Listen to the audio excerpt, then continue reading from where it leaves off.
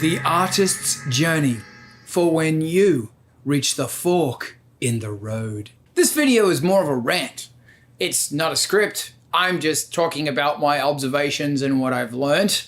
And 1,000 people are going to disagree with it, but this is just a rant, so take it or leave it. Sometimes it gets tough, and it gets so tough that you're going to contemplate changing the direction of your music or art or whatever it is you do. So how much can you change your style? How much can you get away with and still keep your audience? Like, sure, I know a lot of bands have completely changed their musical output and totally jumped into a different genre, and they have succeeded. But there are so many bands who have tried that and who have failed. The questioning of this is, how can you do that? Can you do that? How does it work? And in true Carl style, I'm not going to answer the question.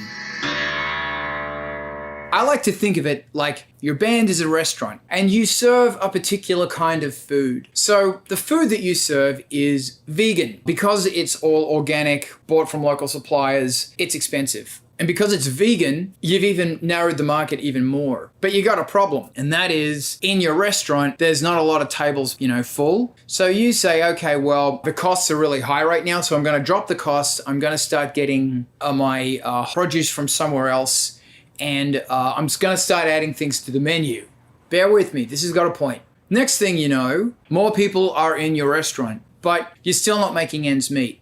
So as you make a compromise, your audience is getting bigger, but you're moving away from what it was that you initially wanted. The problem is perhaps when you went into this, you didn't really calculate that clubs, DJs aren't going to play your music because you're too left field. Some people say, look, I don't care, man. I just want to do it for the music. But the fact of the matter is, you want to be heard. Most people want to be heard. Most people are not okay with doing it in their bedrooms. They want to get heard. They want to go to a club. They want to hear their music, and they want their music to become a full-time thing. And if you want to do that, there's a lot of sacrifices you have to make. Man, that's another rant within itself. Back to the restaurant, the more you change the menu, the more you make it accessible to more people, the more people you're going to have in your restaurant. But you're going to lose your core focus, the thing that you wanted to do. My dad once told me about this story, and it relates to music. There's an area in Australia called the Simpson Desert. It's got this thick dust everywhere. And when it rains on that dust, it becomes this quagmire of mud for miles and miles. And people have got to drive across it. So they have four-wheel drives and they drive through. And they leave this trail in the mud, deep trenches in the mud. What happens is when it stops raining and the sun comes out and the sun cooks it into this solid, terrifying mass that's like as hard as concrete, once you're in that rut, you can't jump out of it. Your truck is stuck in the rut. So there's a saying at the beginning, there's this sign. And the sign says, choose your rut carefully, you'll be in it for the next 1,000 miles. But what's really funny about it is you don't know where that rut leads. And if you jump out of a rut, you might actually break your axle. It's the same as music. If you go into this going, yeah, I want to be an art band, I want to do this really weird, crazy thing where I have this niche market within a niche market, and it's cool because fuck you, I want to do it. And 3 years later, the DJs still aren't playing you, clubs aren't taking you seriously, and you play to empty rooms and you can't get a tour and you're always opening, you might then start saying, well, damn, we have to put a better beat under things. We have to put a stronger bass line under things. The lyrics and melody have to be more so people can relate to them. You start to commercialize your music, and that's fine. But how much of that can you do before you actually lose your core audience? So there's a saying, I like your old stuff better than your new stuff. And I hate it. Most bands hate it. It's a losing battle because you're actually dealing with nostalgia. So what happens is when you're 13 or, in your young teenagers, the music you're listening to then is the music you are going to listen to for the rest of your life. When you're 40, 50, 80, you're still going to be listening to whatever it was you were a kid because it's going to make you feel good. Let's say that you go through this period where you've just discovered the goth clubs in the early mid-2000s or whatever, and there's a playlist of stuff they have there, and you had the best time of your life. Crazy hair, PVC, great big tall New Rocks. It was awesome. 5 hours to get your makeup on. Best time ever. And when you were getting ready for all that stuff and hanging out with your friends and then going to the clubs, there was a soundtrack you were listening to. Whenever you listen to that music now, it's going to take you back to that amazing time. As an artist who some of my songs are in that playlist, I'm dealing with nostalgia. I can't write the same song using the same synthesizers and literally the same samples and expect people to have the same response to it, because the response to those tracks that are now 12 years old is embedded with this nostalgia of the, oh, it was so awesome time. And that's the crazy thing about music, is that when you put music out there, it connects your memories to it. Good memories and bad memories. That's why there can be an amazing song and you love it, but because something terrible happened, that was my ex-girlfriend's song, you can never listen to it again. It's just not enough to go, well, I'm going to try and recapture the energy of that album, because most of the energy of that album is a response mechanism programmed into the listener's brain. That song wasn't there when I was 20-something putting on my makeup and my really tall New Rocks going out to clubs. It's something new. So you got to move forward. I've found it's really important to rely on no one. You need to be able to do this by yourself, without financial backing from anyone, without talent from anyone else, without management, without agencies. It's got to be just you. Because at some point, you're going to lose your bandmates, your management, your agency, all of those things that have helped you to get where you are. You're going to lose them. And it's not some depressing thing, it's just life. And then later you're going to find new stuff, it's fine. But you have to get through that period by yourself, trusting yourself, your work ethic, your determination, dream, and stubbornness is what's going to get you through. You, no one else. And I can't stress it enough. Never rely on someone or something else for financial backing, because that's the first thing that goes, and if that falls apart, everything falls apart. It's just you. So I threw this out to you guys, my awesome people on the Patreon, and some of you came back with some questions, so I just want to take a second to answer those questions. Terrence Schmidt, who's been with me for this journey for years, thank you, asked me this. For as long as I've been making electronic music, it seems that every song has been its own style. Do you have any tips for forming a cohesive and recognizable style? Well, firstly, keep writing your music. It will happen organically. You're probably not aware of this because you're so closely involved in it, but if you took a step back or gave a listen to someone else, they'd say, yeah, you've got a style. A trick that helps me is get either an image, I mean literally a photo, a part of a movie, or a brief. A creative brief. Like, this is set in 1986 and it's set under a bridge and we're about to do a heist. I don't know, just pulling something out of my ass. If you have a brief, visual, movie, text, and everything you write is around that brief. So you say, okay, well, the lyrics are all going to be about that. The sounds are going to create that. And when I close my eyes, I am going to try and imagine that shot, that whatever it is, through this music.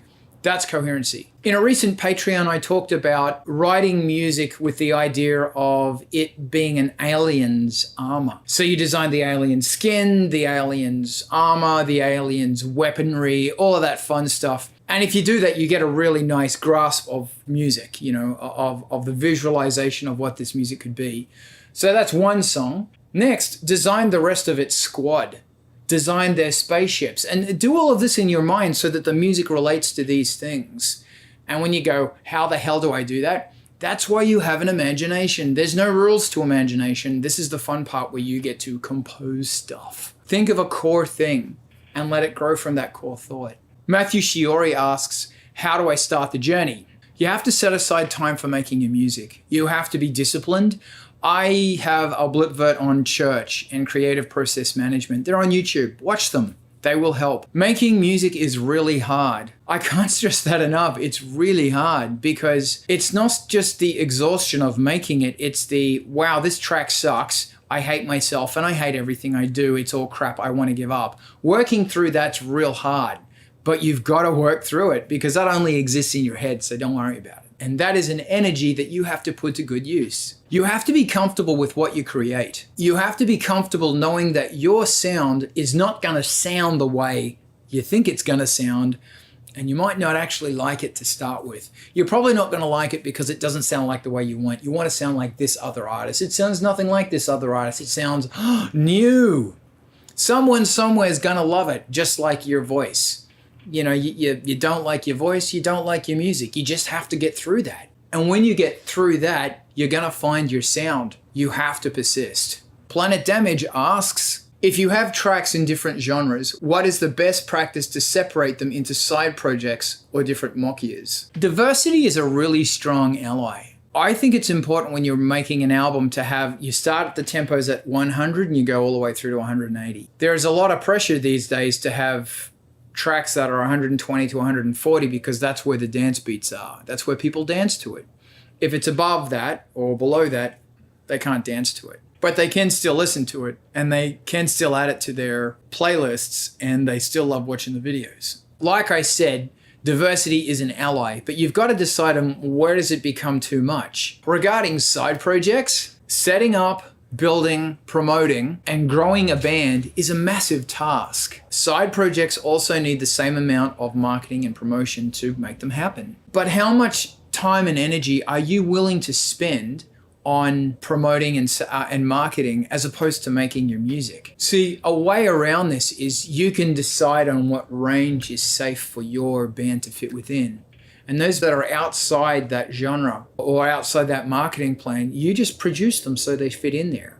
Another question from Damage is, how do you change your style? Where do you go to figure out what is currently a hit or a good sound apart from the clubs?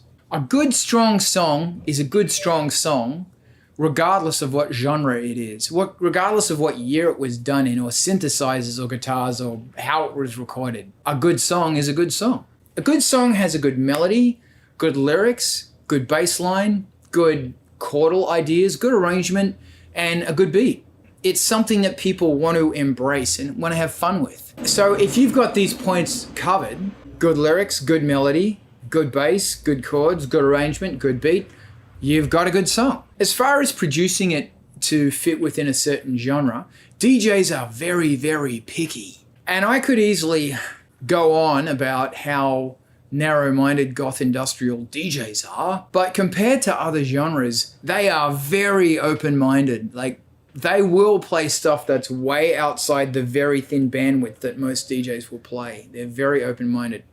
Goth industrial DJs, we do love you for that. And the goth industrial audience will also dance to it. Like, they are actually quite open. If you just do what you do and do a little bit of research into what people want to hear, people expect to hear, there's the production that you're looking at. And what people want to hear and what they expect to hear as opposed to what you want to do is a really interesting place to close this. I have a theory that is, every time you take one step closer towards pure pop music, you double your audience. So your band might be crazy noise and you've got this tiny itty bitty market. Cool, awesome, love crazy noise. But then you might say, well, we want more people coming. So what you're gonna do is you're gonna put a beat under it. Really hard beat, awesome, power noise, love it, power electronics, bam. You just doubled your audience. Then you might say, okay, I want to put a bass line under this mayhem. So we're going to have drums, bass line, and noise. Great. You've probably just doubled your audience again. Now you go, I want to have someone screaming under it. Cool. Now there's something that people can really relate to. You've doubled it again. Then you want to work on the lyrics. Then you want to work on the arrangement so that it's a more kind of a rock and roll orientated arrangement. Then you want to make it more of a melody. Then you want to work on the look of your band. So increasingly, people are going to come into your music because they're not threatened by it, or they are, but it's a comfortable thing, and they don't have to think too hard to like it. When music's too intellectual, it takes a lot to warm to, and that's a mistake that I've made a lot because I write with my head. Remember, when people get older, they start looking back on greener pastures, on better times, and the music that was the soundtrack to that period, that's what they listen to more, and that's totally cool. Their youthful anger and drive and passion, it's all still there, but it's focused in a different way. Some people say that they start to mellow. Their musical tastes often reflect this, and bands often try to match this, hence, the bands become more mellow. Their sound changes. But as a band, the biggest changing factor is that you get better. Because 20 years ago, when you started bashing it out with your friends in your punk band, you've been playing a lot ever since. You've been hanging around a lot of musicians ever since. You've practiced a lot. You've talked to a lot of musicians. You've learnt. Your experience has become wider. And as a result, your music has become better. It's not punk rock anymore. It becomes this new thing. And after years of honing your songs and working on your lyrics and the depth of and richness of concept, your music becomes more simplified and more focused. So if you combine this rant with the rant about the cars in the mud with the ruts, with the rant about the vegan cafe place, and the rant about nostalgia, you understand that when you plan the sound and direction of your band, you might want to consider where you want your band to be, where you want yourself to be, and what you want your quality of life to be like in 10 years' time, and how you want your band to help you get there. Closing thought. I guess there's no real answer to this one, because you don't want to change your sound if you're going to lose your audience. You don't want to lose your audience. But you got to remember that your audience listen to other stuff too. So if you can figure out what else your audience listens to, and if that music is of interest to you, or you want to explore that area of music, dive on in. The cool thing about rock and roll is there's no rules. It's a big experimentation, man. Everything you do is like, I don't know. I really hope this has helped. And the most important thing to remember is tenacity and stubbornness and a bit of research. And remember, if the DJs aren't playing you and people aren't coming to your shows, it's a good time to maybe try something different. But unfortunately, no matter what you do, they will always say, I like your old stuff better than your new stuff.